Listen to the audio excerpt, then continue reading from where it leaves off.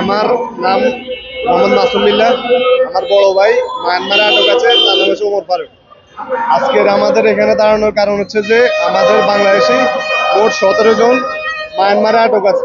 তারা থাইল্যান্ড থেকে তাদেরকে জিম্মি করে মায়ানমারে আটক করে রাখা হয়েছে। তাদেরকে 17-18 ঘন্টা কাজ করা হয় এবং তাদেরকে কাজের টার্গেট দেওয়া হয়। যদি তারা টার্গেট পূরণ না করে তাদেরকে মারা হয় এবং তাদেরকে খাবারও ঠিকমতো দেওয়া হয় না। আজকে আমরা 6 মাস ধরে যে অনেক মন্ত্রণালয়, পররাষ্ট্র মন্ত্রণালয় থেকে সব মন্ত্রণালয়ে গিয়েছি, যা যা করা দরকার আমরা করেছি, কিন্তু আমাদের ভাইদেরকে উদ্ধার করার মতো এখনো আমরা কোনো ধরনের সরকার থেকে ওইরকম ধরনের হেল্প পাইনি আমরা।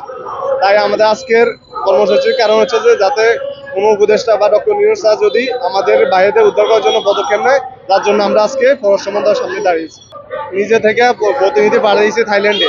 সে বাংলাদেশ এম্বাসি থাইল্যান্ডে ব্যাংককে যায় 3 দিন ধরে বসে আছে, কিন্তু এম্বাসির লোক তাদের সাথে যোগাযোগ করতে দেখা পর্যন্ত করে না। সে আমাদের নিজের ইয়া থেকে আমরা যা দেখা করতে চাইছি, কিন্তু তারা দেখা করতেছে না। সরকার থেকে আমরা কোনো ধরনের হেল্পই পাচ্ছি না, যার মাধ্যমে আমরা আমাদের বাইরেকে উদ্ধার করে নিয়ে আসি। আসসালামু আলাইকুম। আমরা আছি যে 12 জন ফ্যামিলি মিয়ানমারে আটকে আছে। ওনারা দুবাই থেকে থাইল্যান্ডের উদ্দেশ্যে চাকরির জন্য গেছিল, কিন্তু যাওয়ার পরে ওনাদেরকে জিম্মি করে কোথায় নিয়ে যাওয়া হয়, মিয়ানমারে নিয়ে যাওয়া হয়।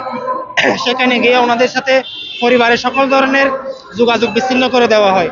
তারপর ওনাদেরকে যে কাজের কথা বলছে সেটা না করিয়ে মানুষকে ধোঁকা দেওয়া এবং বিভিন্ন ধরনের স্ক্যামজনিত কাজে জড়িত করিয়ে দেওয়া হয়েছে। এবং 12 থেকে 14 ঘন্টা কাজ করে মানুষকে ধোঁকা দিয়ে বিভিন্ন টার্গেট পূরণ করা হয়। টার্গেট পূরণ করতে না পারলে ওনাদের খাওয়া বন্ধ করে দেওয়া হয়। পরিবারের সাথে যোগাযোগ করতে পারে না। কেউ কেউ পরিবারের সাথে যোগাযোগ করে 20 দিন, 22 দিন, 1 মাস, 1.5 মাস পরে যোগাযোগ করছে এমন পরিবার আছে। তারপর হচ্ছে আবির, আমার ভাতিজা আবির হচ্ছে মাত্র এখন 22 বছর। ওকে দিয়ে 14 ঘন্টা, দিনে 14 ঘন্টা করে পরিশ্রম করায়।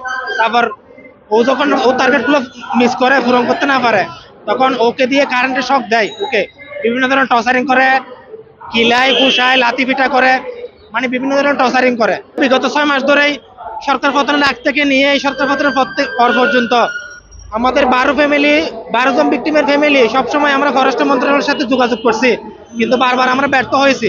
আমাদের আওয়াজ পররাষ্ট্র মন্ত্রণালয়ের কান পর্যন্ত পৌঁছাচ্ছে না।